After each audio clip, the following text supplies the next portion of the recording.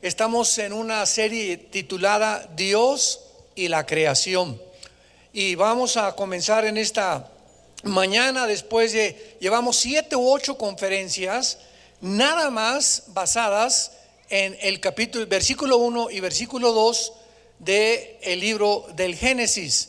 Y vamos ahora a comenzar ya a estudiar profundamente el primer día, segundo día, tercer día de la creación, para que veamos las joyas, la sabiduría que Dios tiene aquí en su palabra. Hemos visto ya que el versículo 1 de Génesis, abran sus Biblias en Génesis capítulo 1. Génesis capítulo 1, dice la Biblia que en el principio creó Dios los cielos y la tierra. ¿Sabían ustedes, para hacer un breve repaso de 1 o 2 minutos, que la ciencia jamás podrá explicarle al ser humano de dónde venimos? La ciencia jamás podrá explicarle al ser humano cuál fue el origen del universo, porque para que sea científico se necesita observar, evaluar, tomar notas, ensayar, demostrar en tubos de ensayo, etcétera, etcétera, en laboratorios. Y pues como nadie estuvo cuando el universo comenzó, simplemente se ha especulado, se ha hipotetizado, se ha filosofado que hubo una explosión, y de la explosión, el famoso Big Bang o la gran explosión, el universo se formó y las estrellas y las galaxias, y por accidente aparecieron los perros, los gatos, los hipopótamos, las ballenas, el ser humano, la combinación perfecta de oxígeno que respiramos, la distancia entre el sol y la tierra perfecta. Y todo esto, ¿verdad?, es absurdo, ridículo, irracional seguir creyendo que fue un accidente. Entonces, cuando venimos a la Biblia, es lógico que si Dios existe, Él tenía forzosamente que dejarnos establecido claramente en la Biblia la forma en la que Él hizo el universo. Y cuando nosotros estudiamos el libro del Génesis, capítulo 1 y capítulo 2, que de eso se trata esta serie, estamos comenzando a descubrir que las leyes de la física, las leyes de la biología, las leyes de la genética, las leyes de la química, de la antropología, etcétera, etcétera, de la geología, la arqueología, demuestran que el relato del Génesis y la forma como el Génesis está cronológicamente delineado y explicado es así como la ciencia humana, cientos de siglos después, comprueba que así fue. Y la pregunta, ¿verdad?, a todos los ateos, escépticos, agnósticos, es: ¿quién le reveló a Moisés, que escribió los primeros 5 libros de la Biblia, el orden cronológico de la creación tal como actualmente se corrobora por medio de la ciencia? Y cuando nos enfrentamos nosotros a estos hechos, a estas evidencias indubitables, inexorables, tenemos que concluir lógicamente que Dios se encuentra detrás de este libro que se llama la Biblia. Cuando Carlos Sagan, el famoso astrónomo, murió a finales del siglo XX, ateo, él dijo pocas semanas antes de morir que él estaba buscando más evidencias de que Dios existía. Y como no tenía muchas evidencias de que Dios existiera, murió en el ateísmo. Aunque varios de sus familiares relatan que parece que cambió de opinión cuando estaba en un estado de agonía. Sin embargo, es triste que el ser humano pueda expresarse de esta manera, porque la Biblia dice que los cielos cuentan la gloria de Dios. Salmo 19. Cuando el ser humano levanta los ojos al cielo y vemos un orden, detalle, una creación inteligente, leyes cósmicas, nucleares, de gravitación, termonucleares, de termodinámica, que controlan absolutamente todo alrededor, un universo afinado que si no existiera el aire que respiramos, el movimiento exacto de rotación y de traslación de la Tierra, era imposible que la vida existiera. En otras palabras, Esto es lo que se llama una complejidad irreducible. ¿Qué quiere decir? Lo siguiente: cuando tú tienes un motor, vámonos a un motor nada más de un carro de gasolina. El motor está formado por una bomba de gasolina, tiene pistones, algunos ya tenían bujías, muchos ya no los usan, y tiene una batería. Y entonces tú das la vuelta al switch de tu carro e inmediatamente la batería pasa corriente al motor para que el motor arranque. Basta un alambrito de tu batería, o que ya esté un poco corroída el ácido de la batería, para que eso impida que el motor funcione. En otras palabras, para que un motor de gasolina funcione, tiene que estar la bomba, las bujías, el alambrito insignificante conectado a la batería. Todo tiene que estar perfectamente bien, en una armonía completa, para que el motor arranque. Entonces, cuando vemos nosotros un universo que nos rodea y nos damos cuenta que un solo detalle que faltara, un poco más de nitrógeno en el aire que recibimos, menos velocidad de la Tierra sobre su eje de rotación, un poco menos de velocidad que tuviera alrededor del Sol, la distancia que tenemos al Sol, la distancia que tienen los demás planetas, era suficiente para que no pudiera existir la vida. Estamos en un universo afinado, donde todo está funcionando armoniosamente, afinado, y solo alguien lo pudo hacer, para que nosotros pudiéramos, con la mente que tenemos. Los conejos nunca dicen: Señor, qué grande es tu creación. Yo tampoco nunca oí que Chita, tu parienta, como dicen muchos, los que creen que venimos de los animales, los changos, ¿verdad?, se hayan levantado para poder tener conciencia de lo que nos rodea, porque ellos no fueron creados con espíritu como lo fuimos los seres humanos.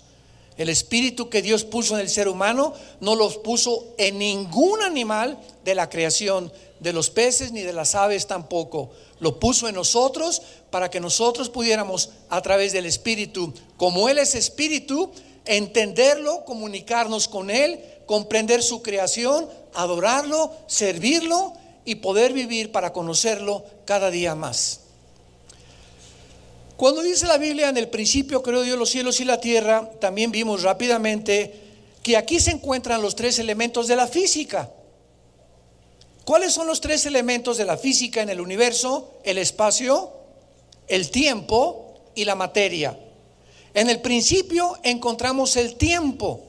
Hasta hace algunos años, los científicos ateos comenzaron a corroborar que realmente la Tierra y el universo no es eterno, que tuvo que tener un principio. ¿Basados en qué? En la primera y la segunda ley de la termodinámica, donde establece la segunda ley principalmente que todo está sufriendo un deterioro, todo se echa a perder, todo se oxida.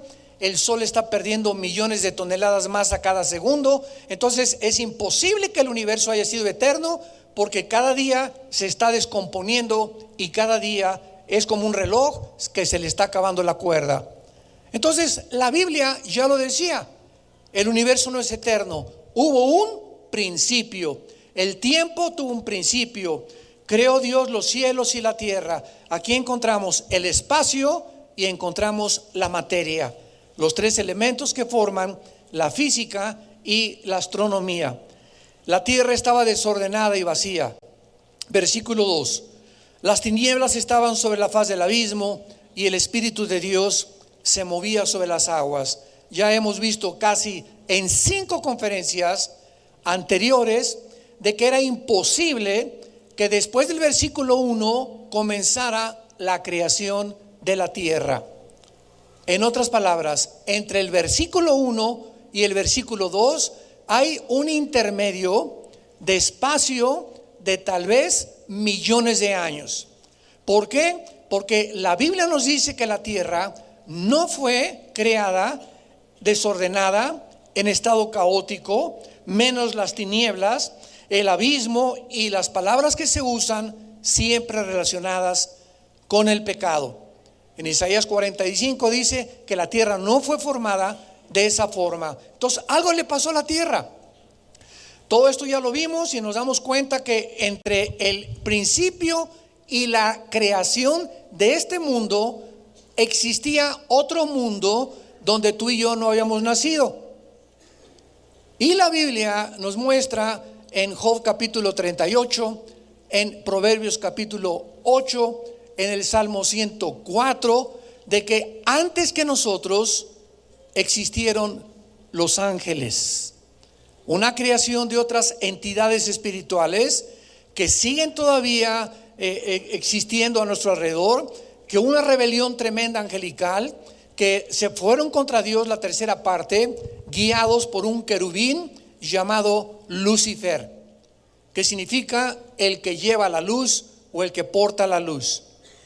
Lo vimos también que las tinieblas, Dios es luz, no hay tinieblas en él, y es imposible que en el principio haya habido tinieblas.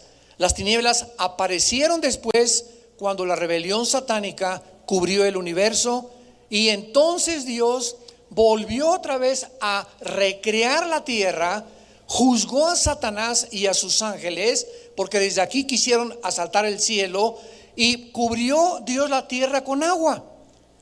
Y encontramos en el versículo 2 en adelante, en la recreación, que la tierra estaba cubierta con agua.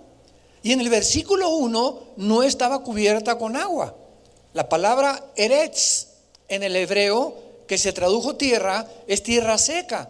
Entonces algo le sucedió a nuestro planeta después de que Dios comenzó a crear la vida otra vez, y de la cual nosotros formamos parte. Muy bien, habiendo visto estas cosas como un repaso general, vemos nosotros que la obra del primer día comienza diciendo en el versículo 3, dijo Dios. Más de 4 o 5 veces en el capítulo 1 se repite esta frase, dijo Dios. Versículo 9, dijo también Dios. Versículo 14, dijo luego Dios. Versículo 20, Dios dijo. Versículo 24, luego dijo Dios. Lo primero que Dios crea, o lo primero en lo cual Dios se involucra, ¿en qué fue? En la comunicación. Y esto es interesante y importantísimo, tanto teológica como científicamente, porque nosotros tenemos alrededor de la Tierra una capa, un espectro que se llama electromagnetismo. Los que tienen un poco de conocimiento de física lo saben. Hay una capa alrededor de la Tierra que se llama electromagnetismo o el espectro electromagnético. Para los que ustedes no lo sepan, esta forma de luz que rodea a la Tierra es la que hace posible que tú me estés escuchando ahorita. Porque del espectro electromagnético hacia abajo, hacia la corteza de la Tierra, el sonido se transmite en ondas, y la luz se transmite también en ondas a través de partículas y de fotones. Lo vamos a explicar después. Pero si nosotros nos salimos de la atmósfera terrestre, los astronautas necesitan equipos especiales con sus escafandras y todo, y cuando están en la luna, yo no puedo quitarme el escafandra y decirte, Pancho, ¿cómo estás? Porque no se transmite mi voz en la luna saliendo de la atmósfera en ondas como se hace de la atmósfera para abajo. En otras palabras, la voz solamente corre en ondas de la atmósfera para abajo gracias al espectro electromagnético.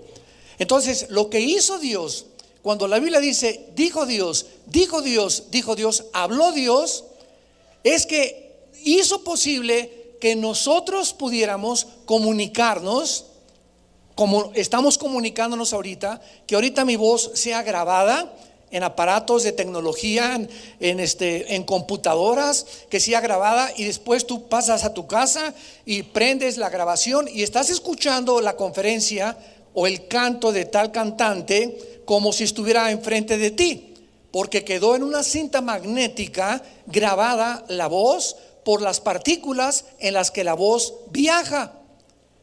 Muchas veces no nos habíamos puesto a pensar en esto, ¿verdad? Simplemente prendemos el radio y la charrita del cuadrante y el FM o AM, y no sabemos ni cómo está a miles de kilómetros la persona hablando.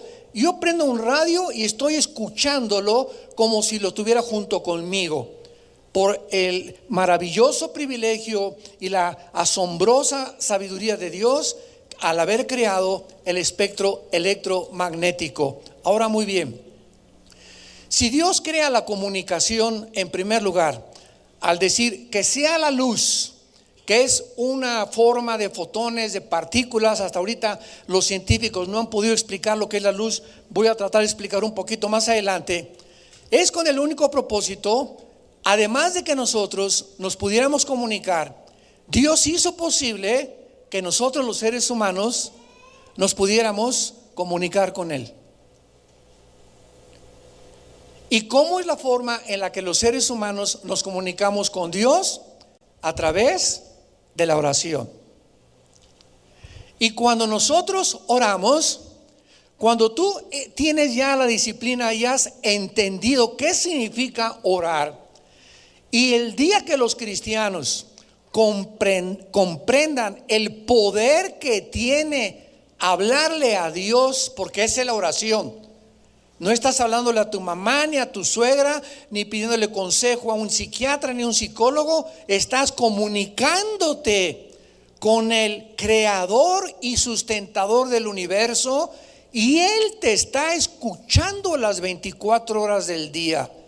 Y cuando dices: Padre Santo que estás en el cielo, santificado sea tu nombre. Señor, vengo a pedirte por esto, por aquello. Te doy gracias porque eres grande, etcétera, etcétera. Nuestra voz, que viaja a través de las ondas, sígame con cuidado, atraviesa el espectro electromagnético, porque sin eso no podría atravesar. Y es la oración el único mecanismo y el único poder que atraviesa el espacio, llega hasta el tercer cielo, al mismo trono de Dios. Y aquel, dice Efesios 3:20, y aquel que es poderoso para hacer todas las cosas, mucho más abundante de lo que le pedimos o entendemos, según el poder que actúa en nosotros. Aquel que es poderoso para hacer todas las cosas. No te imaginas que la oración que Dios te va a contestar, te la va a contestar mucho, mucho, mucho más allá de lo que tu imaginación pudiera percibir. Pero dice que esta oración en Efesios 3:20 va de acuerdo, está relacionada de acuerdo al poder que tenemos. ¿Cuál es este poder? El Espíritu Santo. Cuando una persona recibe a Cristo como su Salvador, viene el Espíritu Santo a nuestra vida. Y el Espíritu Santo, al entrar a nuestra vida, nos trae, número uno, el amor de Dios. Romanos capítulo 5. El amor de Dios ha sido derramado en nuestros corazones. Un amor que no conocías tú ni que yo conocía tampoco. Porque hay tres clases de amor de acuerdo a la Biblia. El amor eros, que es el amor que tiene el caballo por la yegua. Es el amor erótico. Es el amor en el que muchos hombres relinchan como caballos bien alimentados tras las mujeres, donde simplemente son atraídos por el bikini o por el cuerpo de la mujer. Ese es el amor eros, erótico. El otro amor es el amor fileo, que es el amor fraternal. Es el amor que le tienes a tu patria, el nacionalismo que existe en muchos lados, el amor que le tienes a tu mamá, el amor que le tienes a tu esposa, a tus hijos, es el amor fileo.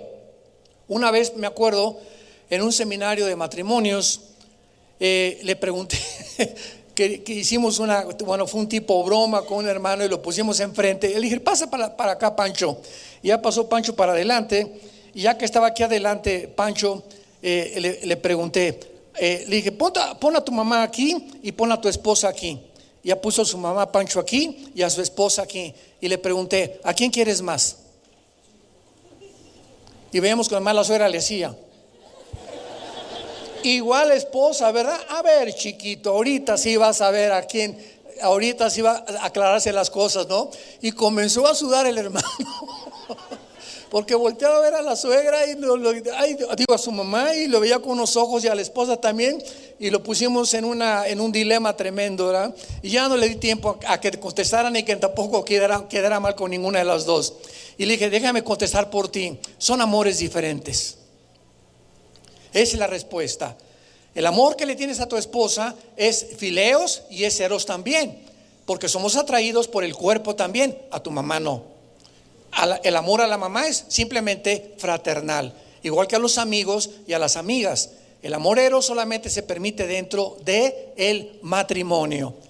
Pero el amor de Dios, dice en 1 Juan capítulo 4, que el que no ama no ha conocido a Dios, porque Dios es amor. Y esa palabra ya no es eros ni es fileos, es ágape. Es ágape.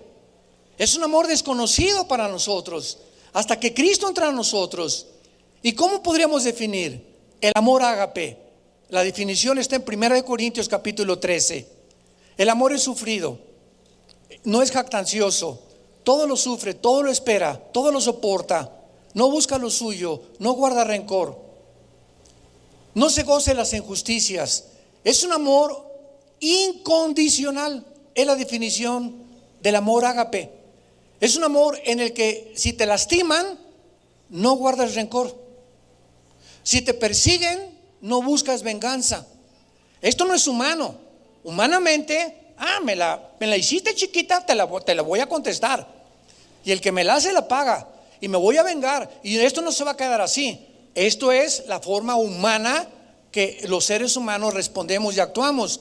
Pero cuando el cristiano comienza a crecer en el conocimiento de la Biblia, cada día tenemos la capacidad de perdonar más y más y más y más y más. Y mientras más perdonas y menos guardas y almacenas rencor y amargura en tu vida, más creces espiritualmente, más clara es la voz de Dios a tu corazón cuando lees la Biblia, y más bendiciones llegan a tu vida en tu salud mental, física y espiritual.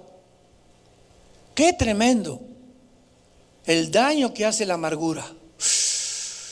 Dice Hebreos 12:15, porque mirad que en ninguno de ustedes haya una raíz de amargura, porque los amargados contaminan a las personas que andan con ellas. Una persona amargada, sigue andando con esa persona, esta amiga tuya o amigo tuyo, te va a contagiar tarde o temprano. Es como la radiación, te contagia el ánimo de una persona que está junto contigo. Por eso no podemos estar deprimidos ni tristes en la vida. Tenemos que estar contagiando, como decía mi esposa ahorita, comunicando. El cristiano es gozo, paz, alegría, estar a la gente continuamente motivándola, bendiciéndole. Tú no puedes llegar a decir, ¿verdad? Buenos días, ¿qué tienen de buenos? Bueno, vamos entonces rápidamente a 1 de Juan. Ahorita regresamos a Génesis y veamos lo que la Biblia dice acerca de la luz, porque fue lo primero que apareció en el primer día. Y esto es importante para confirmar también de que esa luz ya existía, porque Dios es luz. Entonces, si había tinieblas antes del primer día y tuvo que decir Dios que sea la luz, es porque las tinieblas no prevalecen sobre la luz. Entonces algo pasó, que se oscureció el universo, y lo sabemos por diferentes pasajes como Ezequiel 28, Isaías 14, que fue la rebelión de Lucifer antes que nosotros.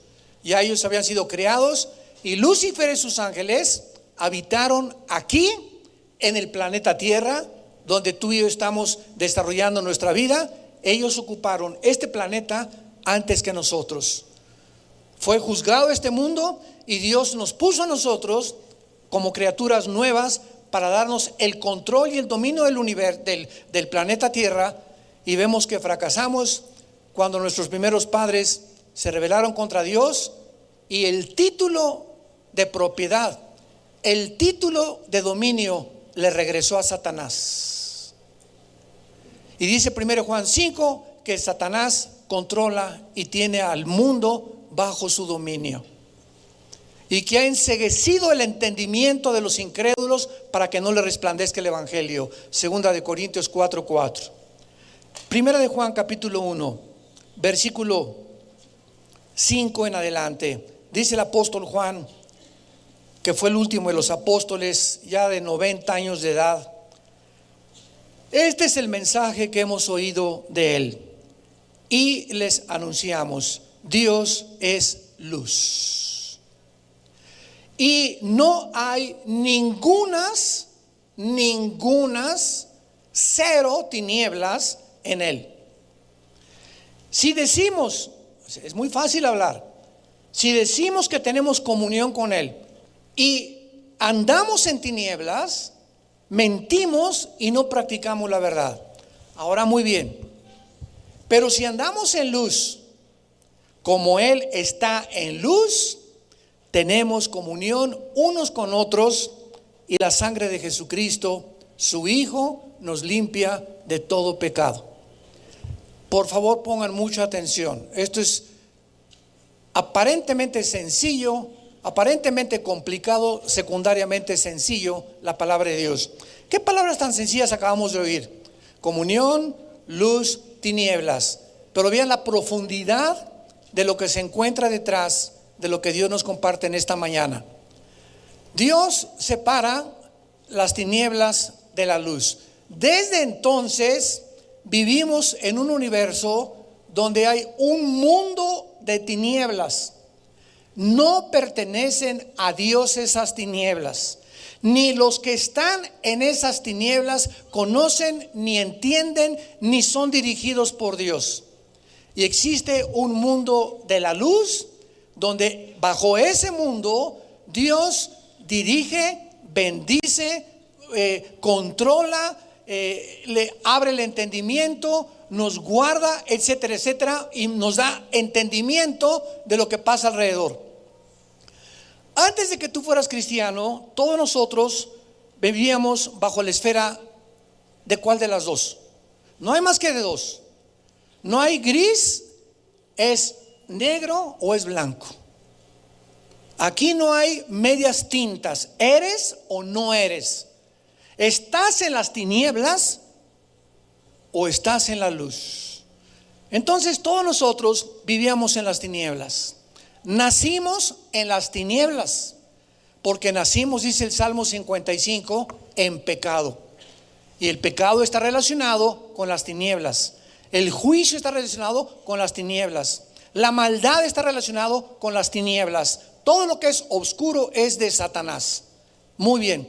Cristo nos rescata, dice la Biblia, y recibes a Jesús en tu vida.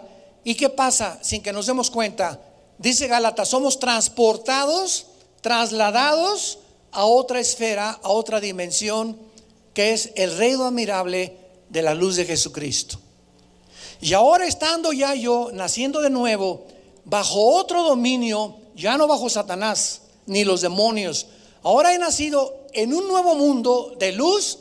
Dice 2 Corintios 4:6, Dios que hizo que resplandeciera la luz, apelando a Génesis 1:3, es el que resplandeció en nosotros, en nuestros corazones, para el conocimiento de Dios en la faz de Jesucristo. Dios que hizo así en la creación las tinieblas a un lado y la luz a un lado, lo mismo hizo con nosotros cuando nos convertimos. Nacimos en el reino de la luz y ahora nos dice Dios: mira, Panchito, quiero que te quedes en esta dimensión, en este estado que es de la luz, porque el cristiano puede regresar a las tinieblas. No estoy hablando de perder la salvación, estoy diciendo que si yo soy cristiano y comienzo a pecar, ¿qué pasa cuando comenzamos a pecar? El pecado no es de Dios. El momento que el cristiano comienza a pecar, las tinieblas vuelven a nuestra mente. Comenzamos a oscurecer nuestro entendimiento, y vengo a la Biblia y pues ya no la entiendo, ya le doy vueltas, ya me desanimo, ya no tengo ganas de nada. Hay algo que está obstruyendo, deteniendo la luz en mi vida, y lo único que lo hace es el pecado. Nada más. Dios es luz y ningunas tinieblas en él. Ahora fíjate lo que pasa, lo que acabamos de leer en 1 Juan. Ok, reconozco, Señor, al venir aquí a oír tu palabra, que estoy mal. Estoy manoseando a mi novia, me estoy dejando manosear por mi novio, estoy viendo a mujeres que no son mi esposa, a hombres que no son mi esposo. Estoy pensando estas cosas. Señor, lávame, te pido que me perdones. En el momento que confesamos, sube hasta el trono de Dios y nos oye de Dios, que es lo que se llama el arrepentimiento. En ese momento la sangre de Cristo vuelve otra vez a operar, que es la vida de Cristo dentro de nuestra vida. Es la luz, la sangre, la vida, son sinónimos. Y en ese momento dentro de mi vida otra vez se prende la luz y otra vez comienzo a poder caminar y poder tener decisiones. Tengo paz en mi vida, voy a tomar decisiones que no voy a arrepentir. Vengo a la Biblia, me comienza a bendecir tremendamente, comienzan a saltar los secretos de Dios a mi corazón, porque es imposible caminar con Dios estando en tinieblas. ¿Podrán caminar dos juntos si no estuvieran de acuerdo? Dice el libro de Amós. ¿Te puedes casar con una persona que está en tinieblas y tú estás en la luz y ella no conoce a Cristo? ¿La podrás agarrar de la mano y caminar con esa muchacha que está en tinieblas, que no es cristiana, y tú eres cristiano? ¿Podrás realmente formar una comunión con ella? Dice 2 Corintios 6, imposible. No hay comunión entre la luz y las tinieblas. Por eso Dios la separó. Entonces te tienes que casar con alguien que esté en la luz. El matrimonio es para discípulos de Cristo, para un hombre y una muchacha que los dos siguen a Jesucristo, para poder realmente garantizarles hasta cierto punto que su matrimonio va a ser bendecido por Dios. Muy bien, veamos ahora rápidamente, y tengo aquí alguna información acerca de lo que es la luz, porque esto es importantísimo. Dice la Biblia, Dios dijo que sea la luz. No creó Dios la luz, porque en el Génesis hay 3 palabras, y cuando profundizamos en esto entendemos qué fue lo que creó Dios de la nada. Ahí usa la palabra bara en el hebreo, con B de bueno. Dios creó los cielos y la tierra de la nada, bara. Dios creó al ser humano, a nosotros, de la nada. Cuando creó a Adán, no existía Adán antes, ni tampoco Eva. Pero todo lo demás, Dios no lo creó de la nada, sino que usó la palabra yatzar, con Y. Y-A-T-S de Samuel, A de Armando, R de Raúl. Yatzar, que significa moldear o dar forma. Entonces, un escultor toma la tierra o el barro y lo junta, Dios, y este barro y esta cosa la crea Dios de la nada. Pero ya que estaba Adán hecho, ¿verdad?, con su sistema cardiovascular, gastrointestinal, cerebral y sistema nervioso, nos pone Dios las amígdalas, y nos pone la tiroides, y nos pone la piel, y nos pone las venas, y nos pone las neuronas, y las córneas, y los nervios ópticos, y todo como estamos perfectamente bien diseñados. Adán estaba así como una estatua. El Creador ya lo había hecho. Pero cuando Dios dice, sopló, Génesis 2:7, me estoy adelantando, y Adán, al recibir algo que venía del Creador del universo, que es el Espíritu, porque Dios es Espíritu, Juan 4:24, Adán abre los ojos, y en ese momento él tiene la capacidad de darse cuenta que está en un universo, en un mundo donde hay alguien sobrenatural. El alma le da conciencia del mundo alrededor, de las plantas, de los animales, etcétera, etcétera, y de la conciencia de que él vive y que tiene existencia. Y estas características tenemos que distinguirlas para aprender de Dios la creación. Entonces, cuando Dios dice que sea la luz, no está diciendo Dios que exista la luz, porque la palabra sea, apúntalo en el hebreo, es la palabra Yehi. Y, Enrique, H y latina, Yehi. Y la palabra luz es la palabra hebrea O-R, Or. Así nada más, así se dice en hebreo la luz. Y cuando dice y fue, es Ba Yehi. Vamos a traducirlo, Yehi Or Ba Yehi, que sea la luz. Esto fue distinto a la luz del sol. ¿Por qué? ¿Cuándo fue creado el sol y la luna y las estrellas? ¿Perdón? Mis teólogos, ¿dónde andan? Los que estudian el ITI. Si alguien me dice en el cuarto día, lo dijeron una verdad parcial, porque el sol, la luna y las estrellas ya existían antes en el versículo 1, cuando Dios creó los cielos y la tierra. Y cuando vayamos al cuarto día nos vamos a dar cuenta claramente en el versículo 14, que es cuando Dios comienza a poner en marcha el sol y la luna. Dijo luego Dios, haya lumbreras. Y esta palabra haya significa poner en movimiento. El sol ya existía, pero estaba ahí apagado por el juicio del universo. Entonces, si Dios dice sea la luz en el primer día, ¿a qué luz se refiere?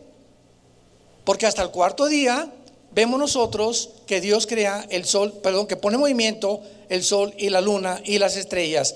Y esto es maravilloso y es una revelación extraordinaria. Implica que la noche y el día estaban presentes a la vez sobre la superficie de la tierra. Sígame con cuidado. Hasta 1543 después de Cristo, por el amor de Dios. Hasta 1543, o sea, aproximadamente más de 3000 años después de Cristo, Copérnico, un físico matemático que nadie hasta Copérnico tenía ninguna idea de que había en el planeta Tierra una línea que dividía la luz de las tinieblas.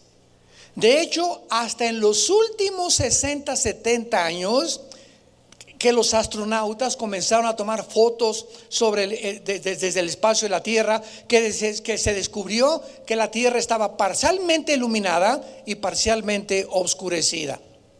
Eso a pesar de las tonterías que han surgido en el internet y en el YouTube en los últimos años, una bola, ¿verdad?, de personas diciendo que la Tierra es plana y que no es redonda. Cuando alguien se acerque y te diga eso, dile, ¿de cuál fumas? Increíble, increíble. Una vez me pararon estudiantes de universidad. Oiga, doctor Alducin, explíquenos eso de la Tierra plana. Le digo, ¿a quién están escuchando? Miren, denos una prueba que la Tierra es redonda, porque dicen que las fotos de la NASA están falsificadas y que nunca el hombre llegó a la luna, y tantas, yo les llamo marihuanadas, que ni siquiera llegaron a la luna. Le dije, simplemente, le dije a este muchacho estudiante, pon atención en un eclipse lunar y ahí te vas a dar cuenta en la esfera y la redondez de la Tierra. La Tierra no es plana, es redonda. Isaías 40:22 ya lo decía hace 2700 años antes de Galileo y de Copérnico. Pero qué asombroso que la Biblia nos mostrara esto. Y alguien podía preguntarnos ahorita, oiga, bueno, muy bien, hasta Copérnico se comienza a ver la división de la tierra, que hay luz en la parte de la tierra, cuando es de noche está oscurecida. Pero ¿cómo podía haber día antes del sol? Es una buena pregunta, porque cuando vienes a Génesis, hoy hasta el cuarto día aparece el sol. Fácilmente, la respuesta es porque la longitud de un día no depende del sol, sino del movimiento de rotación de la tierra sobre su propio eje en 24 horas. Y la tierra puede girar sobre su eje sin el sol. Todas las respuestas las podemos encontrar claramente en la misma física para explicar, y la Biblia tenía la razón. Ahora, veamos esto, regresamos a Génesis y seguimos un poquito más de tiempo con la luz, porque esto es fascinante. Este fue el primer paso que Dios hizo en el primer día, que sea la luz. Y esto fue necesario, lo vimos por las tinieblas y el estado caótico en que se encontraba la tierra en el versículo 2. La luz es la forma más básica de la energía y está íntimamente la luz relacionada con todas las demás formas de la energía que existe en el universo. Por ejemplo, el gran físico matemático Alberto Einstein relacionó la energía con la materia y comenzó a decir en su famosa ecuación E igual a mc al cuadrado, ¿se acuerdan? Que fue la teoría que postuló a principios del siglo XX, donde dio a entender con E igual a m igual a mc al cuadrado que la energía es igual a la masa o a la materia por la velocidad de la luz al cuadrado. Yo sé que esta ecuación es difícil de explicar, pero lo que él estaba diciendo claramente es eso, ¿verdad? Que la energía es igual a la materia por la velocidad de la luz al cuadrado, cosa que se corroboró y se comprobó cuando nosotros comenzamos a estudiar el libro del Génesis. Pero los quiero llevar más profundamente en la sabiduría de Dios. Escuchen esto: cuando oímos la creación del universo, primer día la luz, segundo día separa Dios el agua, tercer día las plantas, cuarto día el sol, etcétera, etcétera, quinto día los animales del mar, sexto día el ser humano, todo está relacionado con nosotros. Porque detrás de muchos principios hay enseñanzas espirituales. Observamos esto. ¿Qué fue lo primero? La actividad del Espíritu Santo. Versículo 2. Y el Espíritu Santo se movía. Lo primero que vemos nosotros en movimiento cuando comienza Dios a recrear todas las cosas es, número uno, el Espíritu Santo ocupa el primer lugar. Y cuando nosotros nos convertimos, porque estábamos como el planeta Tierra en tinieblas, lo primero que entró en operación en mi vida y en tu vida para que comenzáramos nosotros a ser recreados, a nacer de nuevo, renacidos, vueltos a nacer, renacidos, fue que el Espíritu Santo nos convenciera de pecado. Juan 16, 17 y 18. Jesús prometió a los discípulos: cuando el Espíritu Santo venga, el Espíritu Santo va a convencerlos a ustedes de pecado. ¿Qué significa esto, queridos santos de Dios? Tú no vas a convencer a tu esposo que deje de tomar. Tú no vas a convencer a tu hijo que deje las drogas. Tú no vas a convencer a alguien que está robando o que está haciendo mal. Le puedes decir: borracho, parrandero y jugador, te pareces al renacuajo de Tlalnepantla. Y tu esposo te va a voltear, ¿verdad? Y con más dificultad se va a convertir. O no le puedes poner a tu esposo en el espejo cuando se levante: como a Sodoma has venido a ser. Y el pastor dijo que te vas hacia el infierno. Todavía hasta con nosotros nos echan todavía el problema, ¿no? Entonces tenemos que entender esto. Si queremos que alguien pase de las tinieblas a la luz, hijos, hermanos, maestros, políticos, etcétera, etcétera, el único que puede convencer a una persona que está mal, ¿quién es? El Espíritu Santo. Entonces, ¿qué es lo que hace que el Espíritu Santo se mueva en la persona de tu esposo, en tu esposa, de tus papás? Convencer a tus papás que están en una religión equivocada, o a un compañero de tu trabajo, por más que les hablemos, no los vamos a convencer. El Espíritu Santo usa la oración. Y en segundo lugar, la Biblia.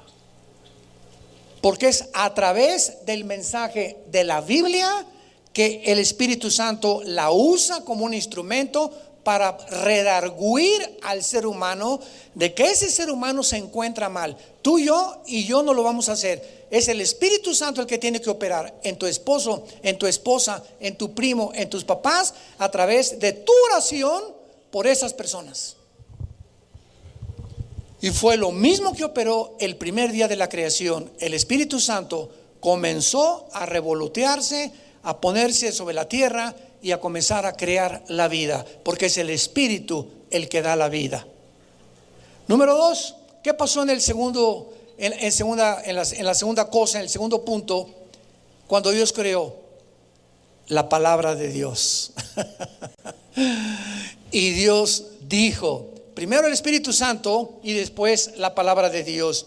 Una vez que el Espíritu Santo comienza a convencer a una persona de pecado, ¿qué dice la Biblia en Romanos 10:17? La fe es por el oír, y el oír por la palabra de Dios. Nadie convence a ninguna persona más que si esa persona la exponemos a la predicación de la palabra de Dios. ¿Ven por qué es tan importante, santos de Dios, cuando tenemos aquí coffee breaks o desayunos y todo, que traigas a familiares tuyos, a los cabezones de tu familia y amistades y todo que tú quieres y que tú amas? Porque al traerlos los estás bendiciendo, porque es la exposición a la palabra y a la predicación lo que los va a convencer. Tal vez allá afuera tienes 6 años hablándoles o 6 meses, pero tú los expones a la palabra o los traes un domingo y Dios comienza a actuar en sus vidas. Porque la fe viene por oír la palabra de Dios.